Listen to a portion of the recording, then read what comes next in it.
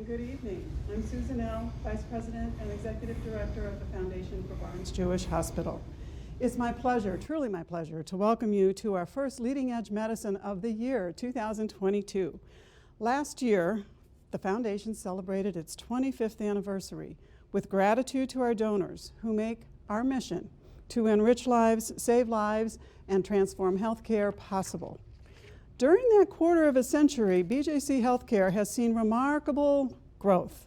Your philanthropy has enabled innovations and advancements in research, incomparable learning opportunities for the next generation of caregivers, all of which informs exceptional care and treatments for our patients. Gifts to the Foundation support all areas of care at Barnes-Jewish Hospital on the Washington University Medical Center campus and every department of the medical school. Now, in recent years, we have expanded our focus on community health, and tonight's program, Transitioning from Pandemic to Endemic, highlights the Foundation's partnership with the Division of Infectious Disease, a topic of our community, our entire world has been deeply impacted by over the last 2 years. Barnes-Jewish Hospital and BJC Healthcare have continued to enhance and lead throughout these incredibly challenging times alongside our partners at Washington University's School of Medicine, our community and leaders, of course, our donors.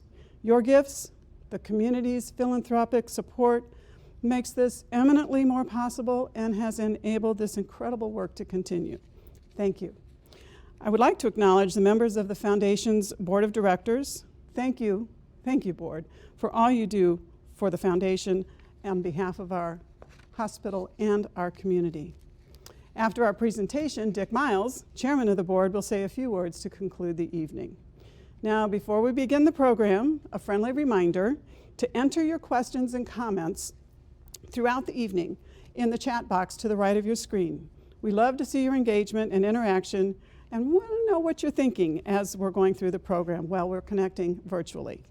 And now, it is truly my pleasure to introduce and welcome my friend and colleague, Dr. Katie Henderson, Vice President and Chief Medical Officer of Barnes-Jewish Hospital and friend of the Foundation.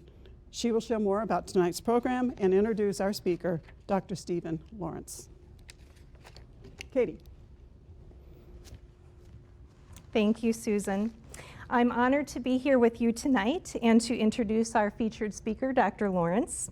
But before I do that, I do want to add my thanks to everyone for joining us this evening for our program. Your partnership and generosity are so important to our hospital system and the community we serve. It is because of you that we can provide world-class patient care, conduct leading-edge research, and train the next generation of physicians, surgeons, and nurses. And now, it's my distinct pleasure to tell you a little bit more about Dr. Lawrence, who is not only a colleague, but a friend. Dr. Lawrence and I actually go way back to residency training. We trained together. So Dr. Lawrence earned his medical degree from Washington University School of Medicine in 1997, prior to completing an internal medicine residency at Barnes-Jewish Hospital in 2000, and an infectious diseases fellowship training also at Washington University in 2004. As a lifelong learner, Dr. Lawrence went on to accumulate yet another degree, a Master of Science in Epidemiology from the London School of Tropical Medicine, and then joined the full-time faculty of the ID Division in 2005, where he is a professor of medicine. He has been actively engaged with preparedness, education, and response to infectious diseases threats, including the 2001 anthrax letter attacks, the 2009 H1N1 influenza pandemic, the 2014 Ebola outbreak, and of course, COVID-19, for which he has served on numerous Washington University School of Medicine, Danforth, and Public Health Agency task forces. Dr. Lawrence is also the Assistant Dean for Curriculum within the Office of Medical Student Education, where he oversees several components of the new Student Gateway curriculum. His research interests include influenza and other respiratory viruses, vaccines against viral illnesses, and infections in transplant patients. He sees patients and supervises trainees in the infectious diseases outpatient clinic and on the infectious diseases consult service at Barnes-Jewish Hospital. So without further ado, I would like to introduce our featured speaker for this evening, Dr. Steve Lawrence.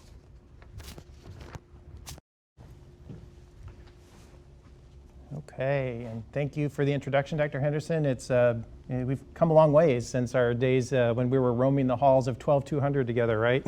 And so, good evening, everybody. It's a real pleasure to be here tonight to give a little bit of my perspective about what is happening with COVID-19 and some of the changes and where I think we're going. Now, a caveat to this is that things change almost every day, so what I say now might be obsolete by tomorrow, and that it's also a possibility that things are going to just be much different each day as we go. Are the slides ready to go for my slides? There we go. So I put a little play on words here of "Are we there yet?" and reminding us, for those of us who have children of that age, as you're going along on a journey, we've certainly been on a COVID-19 journey where a lot of us are asking that question: Are we to a point where we can call this pandemic more of an endemic type of situation? Now, I just first off, as a habit, I like to disclose that I am involved in one industry-sponsored clinical trial by a company called Janssen, where we work on antivirals, looking mostly at a different virus, but it has been studied for COVID-19 as well. And the basics of just what to talk about tonight is just a little bit of a discussion about the pandemic/epidemic/endemic continuum, where we are on it, where we're going, and give a little bit of, again, that wild guess about what the future will look like as far as both surges, what to expect for disease activity, and what we can expect from a vaccine perspective. Do we think that we're going to have new vaccines? How often will we need to be vaccinated, and so forth? So to put this into infectious disease epidemiology terms, these are terms that we hear quite a bit, but they do have some important differences. Now, epidemic is that thing that's like, this is what you hear, that's the outbreak. That's where something sort of comes out of nowhere, or at least is a huge spike in number of cases of an infection way above what the baseline levels are, and they're generally geographically limited. And by geographically limited, sometimes that geography can be quite large. The best example of a seasonal epidemic is influenza. Every single winter, we have an epidemic of influenza, and at least by geography, right? It's by hemisphere. So the northern hemisphere is being hit at the same time, and then the southern hemisphere at the 6 months later. But then a pandemic occurs when it is widespread. There is generally a new pathogen, a new type of infection that then affects most of the world simultaneously, and it is usually something that hasn't been seen before, so that the population is what we call immunologically naive. They're not able to have any protection against it, so it's a new infection that they haven't had any prior experience with, and it can lead to widespread, not only cases, but large-scale impact as well. And certainly, as of March 11th, 2020, the day that SARS-CoV-2 was declared as a pandemic, then named COVID-19, we have been living that daily now for just over 2 years. And that really has led to the discussion that has been bantered about for the last couple of months is, are we reaching a stage where the virus is endemic? Now, literally what that means is that it's something that's living within the human population.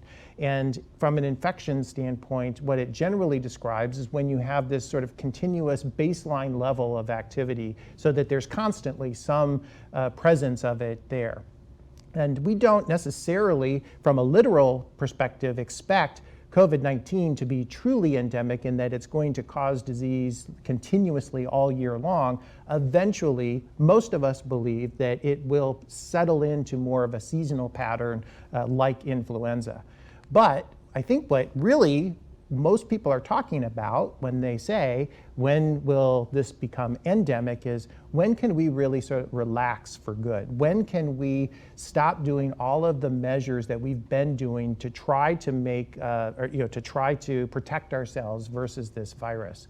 And stop having to think about it every day when we go to school, work, go to the store. And so it's not an easy answer, though. And I am not going to be able to certainly answer it with specificity, but I will be able to speculate some. But one thing that is certain is that we are, at this moment, in a very significant lull of activity, but it's not going to last forever. And how long is going to be one of the great questions that we'll be thinking about over the next few weeks. But this current lull in activity is really remarkable. And if you look at, this is what we call epidemic curve, the numbers of cases that are occurring each day in St. Louis County, which is representative for the region. And you see some various waves. There was the rather large one a year ago that really stressed our hospital system, and that was just as vaccines were starting to become available. And then you see another wave that is about 2/3 of the way over to the right, where that is Delta, when Delta emerged, and it did also cause a lot of stress on our hospital systems, but it was also not quite as many cases, mostly because of the fact we had very good vaccines that really mitigated it. But then Omicron emerged and exploded. And these are just cases. These are the numbers of people with positive tests, and the numbers absolutely exploded to the point that at the peak of this in January, mid-January or so, an estimated perhaps 1 out of every 5 people in St. Louis County had active COVID at the peak of infection. And it rapidly rose and then rapidly dropped, thankfully, because just the sheer numbers were very hard to imagine. And we're now at a point where we're seeing the lowest levels of infection that we have seen since the pandemic started, where roughly about 1 in 3,000 individuals are infected actively. So a 600-fold or so change in our level of disease activity, which then has allowed us to be able to start to back off many of those mitigation measures. Because at this point in time, if you are up to date with vaccines, the risk of becoming infected is very, very low. Because first off, when you compound all of the things that impact your risk of becoming very seriously ill, the first thing is, are you likely to be exposed? And at this moment, with 1 out of roughly 3,000 people with active infection, the risk of exposure is very low. But then, once you're exposed, not everybody who's exposed is going to become infected, so maybe half is a rough estimate. But then even more importantly, if you're fully up to date with vaccines, then the risk of becoming seriously ill, which is truly, I would argue, the major marker of success of our vaccines, then the risk of serious illness, which is hospitalization, certainly ICU care, and of course the worst outcome of death, is less than 1 in 3,000. Now, it is variable because certainly there's an age issue in this. Older age will be a higher risk and other underlying health conditions, but on average, a person who's vaccinated has a 1 in 3,000 chance of being exposed, and then if you're infected, then less than a 1 in 3,000 chance of being seriously ill. And so at the moment, we're in a situation where all except the very highly immunocompromised people and young children who aren't yet eligible for vaccine are at markedly lower risk of severe illness. And luckily for those young children, they have a very low risk of severe illness anyway. And so that gives us this opportunity to relax. Now, the success of our vaccines this is one of the best figures that demonstrates how successful our vaccines have been so far. And what you're seeing here is the top curve is just the mortality rate of people who have not been vaccinated, and then those below the rates in those who have either had the primary series in the light blue, and then if you go ahead and get a booster, the very dark blue on the bottom, those are what this really essentially just confirms, is that those who are fully up to date on vaccines, the risk of serious illness is again so low. So that combination of events less transmission. We have a scenario where this Omicron variant, luckily, even though it's much more transmissible, does seem to have a lower likelihood of causing severe illness in any one person compared to the older Delta variant, and the fact that our vaccines are highly effective, widely available, and the fact that we have monoclonal antibody treatments and antiviral treatments that are becoming readily available as well, and adequate supplies to treat those who do become infected. And we're also doing a better job now, 2 years into this, as clinicians being able to put protocols into place to treat people who are sick enough to become hospitalized, that their risk of ICU care, need for ICU and mortality are lower. When you put all of those things together, we are in a situation where we were able to back off of the community-wide mitigation measures, such as the mask requirements. Now, this is the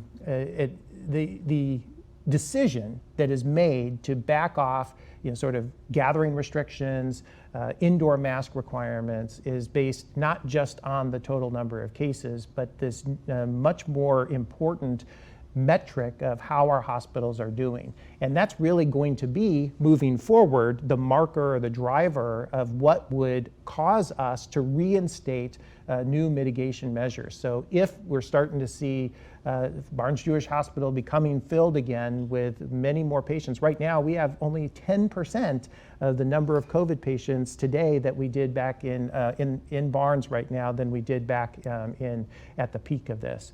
And so if we were to, again, near that maximum capacity, that's when we need to start putting in place the additional mitigation measures. And as far as future surges go, they're going to happen again. And there's no question about it. This is a virus that will be with us very likely for the rest of our lives.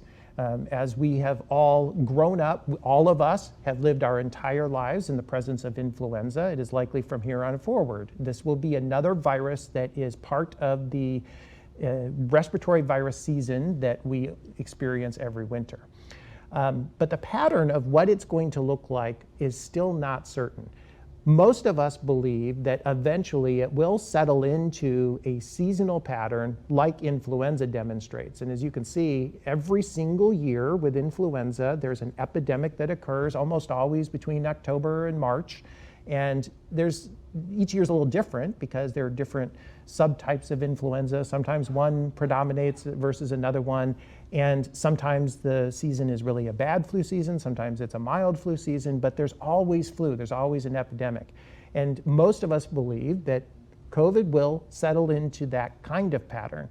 But how soon that happens, we have no idea. And we've certainly learned something over the last year with the emergence of these new variants that can throw a wrench in the works. So it's not just showing up in the winters. And when a new variant emerges, and a variant occurs when the virus has mutated enough that the surface protein or the spike protein is no longer recognized by our body's immune system, at least not recognized as well, either from if we've been previously infected, if we've been vaccinated, the antibodies and the T cells that we generated don't recognize new variants quite as well. And that's what the major difference is with Omicron, on top of the fact that it is also just more contagious.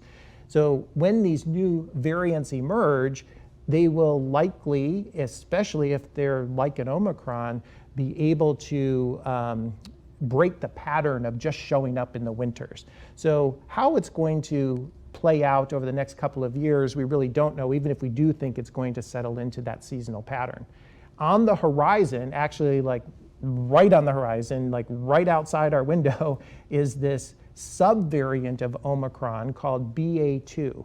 This is something that has certainly reached the news and reached the media, and we have gotten to a point like as of today, the CDC just identified that it has become the predominant subvariant in the US right now, with 55% of estimated viruses in the US being this subvariant.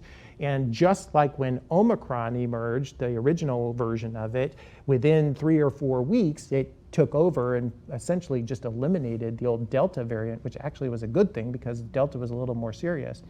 And then the BA2 looks like it may be doing the same thing. But BA2 is very closely related to this original Omicron, so how that, what's going to happen with this is actually a little bit unknown. We have seen it in the St. Louis area. It's confirmed that it's here. We don't think yet it is to a point where it's the predominant subvariant, but even in places where it has become the subvariant, we just don't know, we can't predict what's going to happen in the US, because if we look at other parts of the world where BA2 has emerged, they have responded differently, or they've had different outcomes. In Denmark, for example, they really didn't have a huge original Omicron spike. They had some, and then when BA2 emerged, it exploded and it became the dominant subvariant. Whereas in South Africa, BA2 did emerge, but very little of it was present. And so far, we haven't seen a huge rise in any cases since BA2 has been gaining steam in the US. So I'll go out on a limb and say that at least we will expect there will be a bump up in transmission. But remember, we're starting at the very lowest rates we've been at since the pandemic started. Once BA2 is fully here, it probably is going to bump up some. It's possible it could be a significant surge, but it's very unlikely. Most of us don't believe that it's likely to be really anywhere near the levels of transmission that we saw with Omicron. And fortunately, BA2 does not appear to be any more serious or severe than the original Omicron variant. But what happens then? What do we need to do, or how do we prevent future surges? How do we respond to them? Well, the very first thing is something that we need to continue working on, and the key to all of this, and we even started discussing this back in April of 2020, is having population level immunity at a high enough level to stop the massive outbreaks. And that can occur through a number of different ways. It can occur by vaccination, and it can occur by natural infection. And we use this term called herd immunity in the past, and we have gotten away from it a little bit in discussing COVID because it's a bit of a complicated measure because the target changes over time. But the concept is still the same, and it's still important that for any infection to be able to maintain itself in the population, it has to be able to find people who are susceptible to the infection. If you have been recently infected or recently vaccinated, you're not going to become infected, and so you're immune to it, and there's less fuel for the virus to keep feeding off of, and it will stop. Large outbreaks will dwindle, and eventually, if enough people are immune, it will just go away, at least until it emerges, at the next introduction of it in the next season.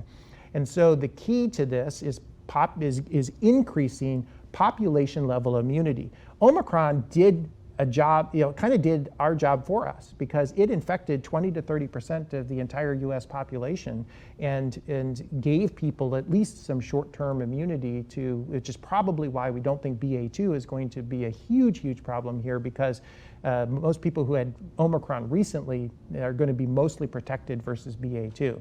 But the other key is, again, getting the whole population as much as we can vaccinated. But the other thing is that if we don't have enough success to get enough of the population vaccinated, and we do see a big enough surge, we will have to resume some of the situational mitigation measures. And this is what I have been coining as a new normal respiratory virus season that I am hoping we as a society move towards in thinking about respiratory virus seasons as a whole, and to not necessarily live in fear that we're going to, and we have to stay in and have lockdowns all the time, but through various levels of surveillance that we use. So for example, wastewater surveillance, which is one thing that we have been doing at WashU, is one of the sites in Missouri where we're actually looking at the wastewater streams to see how much activity there is. It also allows us to be able to do sequencing to see when new variants arise. But then also monitoring hospitalization levels, monitoring test positivity rates. When we get all that data, we continue to monitor it, and in addition, looking at influenza, other respiratory viruses, that I think we may get to a point where we reach certain triggers that once those metrics are hit, that people being sick, not coming to work, that we start reintroducing some of the measures to be able to tamp it down, to then be able to prevent any risk that our hospitals will become overwhelmed. And that might include recommendations, if not mandates, but at least recommendations for indoor masking, and to reduce the number or size, or at least recommendation to reduce the numbers for indoor gatherings. And I think an important concept that we want to carry forward regardless of this is to generate a culture where we stay home if we're sick. And part of that, we have to acknowledge, means that there need to be measures in place, HR measures, and in businesses to allow especially low-income workers to be able to have an infrastructure in place that they can take time off so that they can keep the workplace safe. Because one thing we learned very clearly through this pandemic in BJH and at WashU, and with 30,000 employees, workplace transmission of COVID, even during the peak, is extremely, extremely rare when we used all of our mitigation measures. We can work safely even through the worst of a pandemic if we use these measures, and one of those is staying home when you're sick. So the other thing that is kind of thinking through about what are we going to do to protect ourselves, and what's the future of protection and immunity and vaccines is there's an important concept that we learned through COVID that we weren't aware of when the vaccines first were out on the market in December of last year. First off, the vaccines were really miraculous. You went from not even knowing about a virus to having very, very effective vaccines in 9 months. But then even more so, how well they worked in the short term was beyond anybody's expectations. It blew us all away that you could prevent 95+% of all infections across the board, even in older, higher risk individuals. It just was mind-boggling how well these vaccines work, particularly the mRNA vaccines. But what we've learned over time is that maximal protection is relatively short-lived. And so what you see, the red line is sort of the kinetics, or sort of the antibody levels, what happens over time. You first get vaccinated, you get super high antibody levels, and then they naturally fade over time. And it turns out the antibodies for SARS-CoV-2 or COVID-19 fade relatively quickly, though they're generated by the mRNA vaccines, for example. And what we've learned is that you need super, super, super high antibody levels to be able to prevent infection from occurring. That's like just stopping it in its tracks. So you don't even get infected. So you couldn't even pass it on to somebody else without symptoms. I mean, it's like just stops it stone cold. But you need fewer antibodies, but still quite a bit, to prevent symptomatic infection. So it's like, okay, I've got mild illness. That you'll still notice it. You might feel pretty lousy, but you're not going to be hospitalized from it. You don't need quite as many antibodies to protect yourself from that. And that even lower, you need even fewer antibodies to protect against the most serious outcomes: hospitalization, ICU care, death.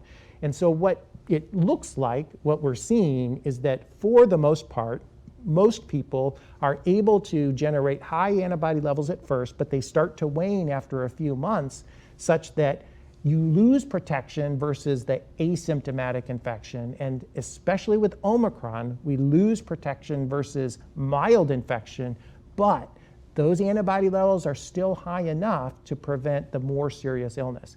And then by boosting, you get even, it's sort of like topping it off, like you've got like your gas tank, you're just adding a little more gas to the tank to kind of pump up your antibody levels that whenever the boosters come along. Now, what's going to happen with vaccines is really, really unclear at this point. And there's a lot of different considerations. There's a lot of different ways it could be going. So first off is that we could be, and this is actually just announced today, right? So the FDA today just authorized people over 50 and those who have immunocompromising conditions to get a second booster if it's been 4 months since their prior booster. Now, it's the same idea, though. It's like using the same vaccine, and the vast majority in the US has been the mRNA vaccines. That's the Pfizer and Moderna vaccines. And so that is one strategy where you get this transient topping off of the antibody levels that help protect versus certainly serious disease, but even gives you sort of renewed protection versus mild illness. Nobody really thinks that's a long-term strategy, because to do that, to sort of keep your antibody levels topped off, at least for milder illness, would require boosting these particular vaccines potentially multiple times a year. And so it's not likely that's going to be the long-term strategy. But a couple other things have some promise, and which one ultimately turns out to be the best strategy, we don't know yet. But one of them is what we call a heterologous prime and boost, or the mix and match idea. This is actually done quite a bit in Europe, where there was one vaccine, they gave the first dose, but then they were running low and actually gave a second vaccine. And there's some data to suggest that if you use two different kinds of vaccines, and so in the US, there was the mRNA vaccines, and then there's the Johnson & Johnson vaccine, which was an adenovirus vectored vaccine. There's some data that the combination of the two may actually give some advantages. And so there are also a couple of new vaccine platforms or technologies that are on the verge of being approved that may further enhance the idea that if the mRNA vaccine, for example, could be a good prime, and then you give, say, for example, a protein-based vaccine that gives a boost that lasts for a longer period of time. So that's one strategy that's being looked at. The other one that is actively being pursued is both Moderna and Pfizer have been looking at an upgrade to their current vaccines that specifically are against Omicron. And that, if that were to be a strategy that's used, and say, for example, the virus tends to cause a major variant every year, you could almost see a model similar to influenza where you need a new flu vaccine every year because the virus changes. It's possible that that might be a strategy, that you end up just needing a slightly reformulated version every year, like flu. But there's maybe some really other more unique and innovative and potentially even more impactful decisions that are strategies being looked at. One of them is using a different delivery mechanism, including an intranasal vaccine. And I mention this specifically because one of the reasons why you need super, super high antibody levels to prevent any infection is because when you give an injection, most of those antibodies are just in your blood. Very few of them are in the nose and the mouth where the virus enters. But an intranasal vaccine actually generates antibodies that stay in the nose and the mouth and actually prevent infection a little bit better.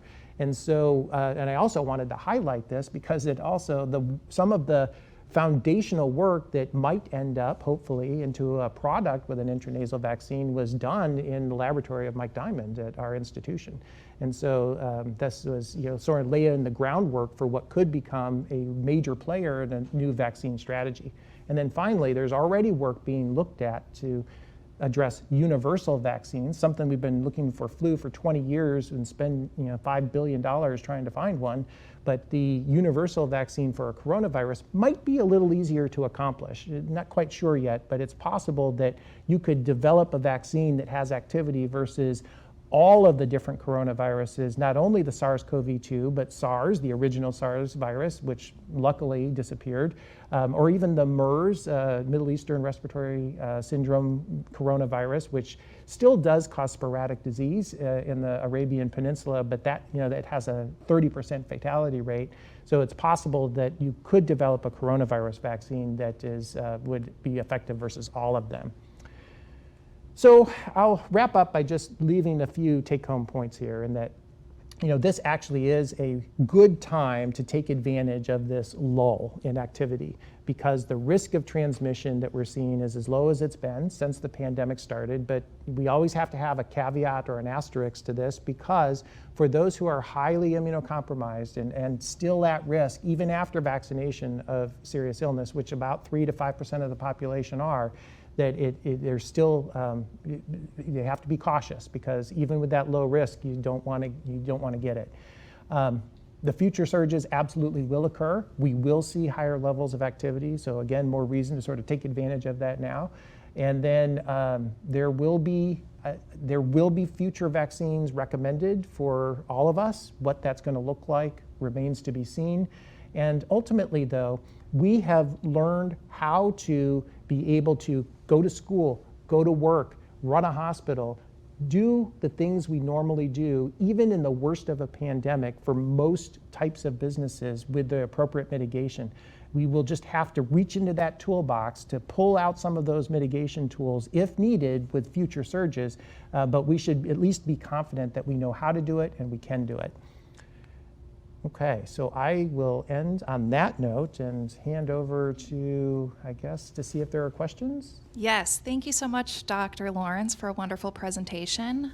First, we want to give a reminder to everyone joining us online that to the right of the live stream, there are 2 chat bubbles where you're able to leave the questions you have for Dr. Lawrence. Very good. Our first question for you, Dr. Lawrence. Can you share any insight into the new caseload spike and restrictions happening in Shanghai? Is this the Omicron variant, or a new iteration of the virus? Most of the viral activity in the world right now is Omicron or its subvariant BA2. What's happening in much of China is actually an interesting side effect of the success that they had early on. You know, they took this sort of zero COVID approach and really took draconian measures to stop transmission, pulling out the stops with all of our epidemiologic tools to try to stop things to the point of shutting down cities. You know, you remember that's what happened in Wuhan at the very beginning of the pandemic, and they were very successful once, you know, that strategy was adopted. But the impact is just tremendous. You know, the economic impact, the psychological impact. And so, but because of their dramatic success in that approach, where their case rates have been far lower than most other countries, especially European and countries in the Western Hemisphere, that it's left their population with very little naturally occurring immunity. And so they've been successful with having much of their population vaccinated with vaccines that maybe aren't quite as efficacious as the ones that we use. They use mostly these inactivated vaccines, which have a little bit lower efficacy. And so that's left their entire population a little more vulnerable, because what I think one of the lessons learned from this virus is that eventually it's going to get you. I mean, there's no place that this virus isn't going to find and it's going to get to.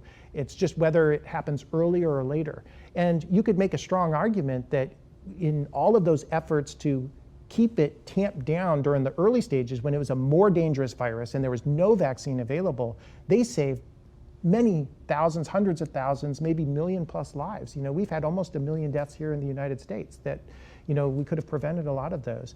And now, a huge outbreak now with Omicron in an environment where vaccines are available is going to have less of a population mortality than it would have a year and a half ago. So, but I think that the explosion in cases is because there's less population level immunity in China than many other countries. Thank you, Dr. Lawrence. The second question, moving forward, do you expect there to be the same vaccine requirements and recommendations for children as adults?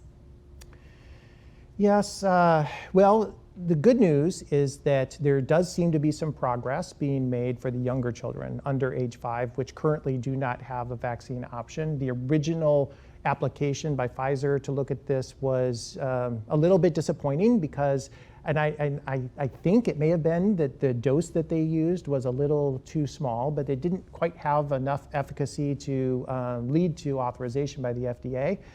That looks like, though, they're making progress on that, and that there will be a product or two, probably both Pfizer and Moderna, available for that younger age group in the not too distant future.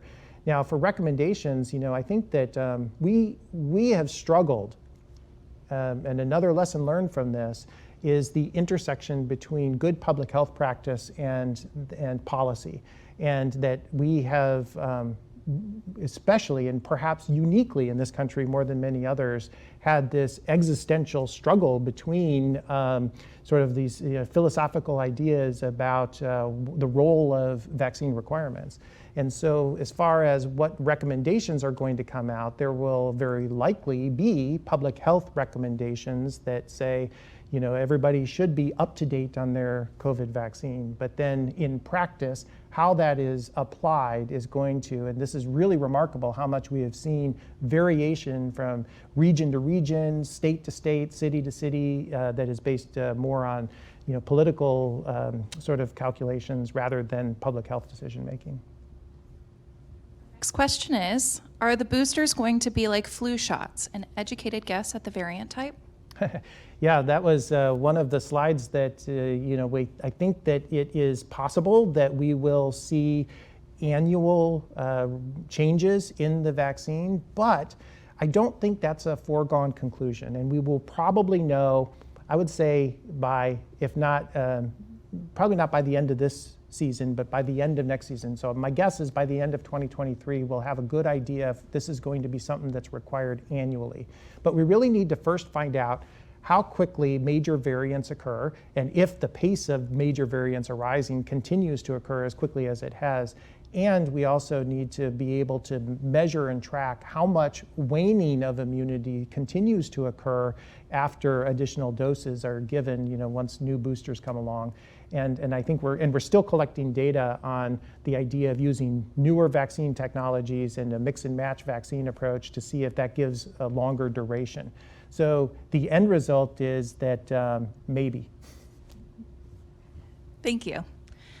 How do you recommend the vaccine to those that are hesitant?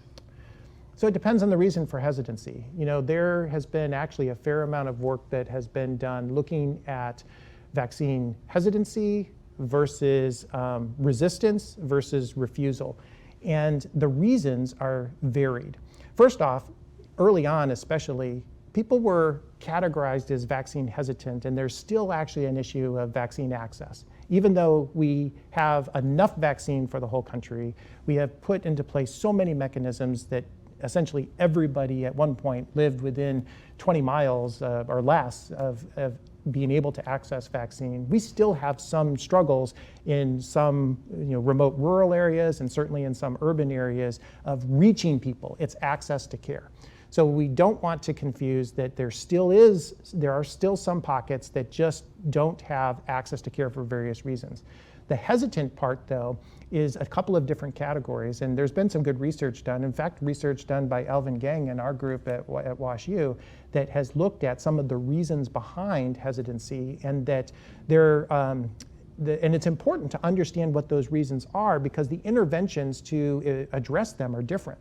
There's a group of hesitation, for example, that is based on mistrust in the medical system. There's historical bias against different populations, and this is more prevalent as a reason for hesitancy in more of the urban, lower income populations.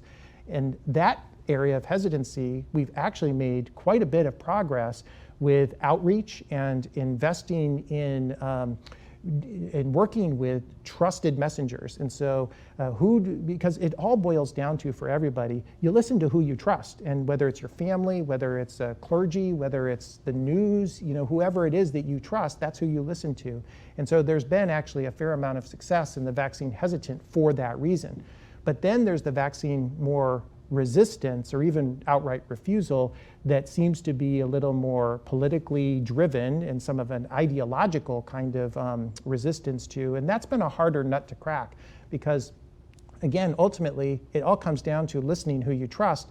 And if the players who are providing that information are insistent on continuing to give that message, it's really hard to break that. Dr. Lawrence, monoclonal antibodies were a promising treatment post-infection. Are there other new treatments coming forward? Well, there are both monoclonal antibodies and antiviral treatments that can be given by pill, which has been a major development. There's molnupiravir and Paxlovid, which have both within the last few months become available, and they are really quite effective if you catch it early. So people who are at risk for serious illness and you catch it within a few days of having symptoms, you can reduce the risk of hospitalization by 80 to 90%. And so that's been a real breakthrough with these antiviral medicines. And there are always things in the pipeline that are in various stages of clinical trials as well. One of our viewers asked, do some people have natural immunity? I hear of so many people who have someone they live with get sick, yet they never get any symptoms. So natural immunity is real. Our immune systems have survived long before there were antibiotics and vaccines, and it does help. It makes a difference. The most protected somebody is at this point is if they've been vaccinated and have had infection, that they have the most robust, rigorous, and longest lasting immunity. We don't recommend, though, that getting natural infection to become immune is the approach, because there's a risk of death with that, whereas there's essentially no risk of death with the vaccines. You know, the side effects for the vaccines, they're extremely safe, very, very few serious side effects, where the getting actual COVID, though, when you haven't been vaccinated, the outcomes can be terrible. Even with Omicron, you know, a 1 in 3,000 chance of serious illness or death is certainly worse than about the 1 in 300,000 chance that would happen with vaccines. And so, but their immunity is real. It does factor into it, but it's also a little bit more variable. If you had an asymptomatic infection of COVID, your immunity is not going to be as strong or as long lasting as the immunity you get from vaccines. Is there a way to determine your antibody level? There are commercial assays that can look at this, but they're not really well validated. So they are not able to give us clinically meaningful information. Thus, they're not recommended for use in making decisions about how much risk somebody is at. Plus, antibodies are the major part of the story. That's the one that we are better able to measure.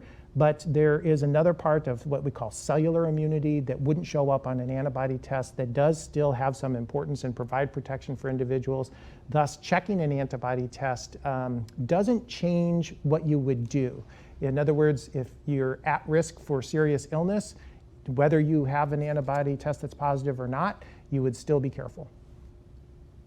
Thank you. Our final question this evening is, how is BJC collaborating with our community to increase vaccination rates and mitigation strategies? Well, there have been some measures since they first came out in December of 2020, and maybe even Dr. Henderson will have some additional details to ask about this. But there have been outreach attempts, certainly with the recognition that there are those different reasons for hesitancy, and so intentional partnering with trusted messengers to be able to do outreach into communities that may be more hesitant, and to work with community leaders to make sure that those community leaders have the information they need to then be the trusted messenger to people in their communities. So some of that work was done very intentionally early on, in particularly December through April, that time period as vaccine was becoming much more available. Thank you so much, Dr. Lawrence. And now, Foundation Board Chairman Dick Miles.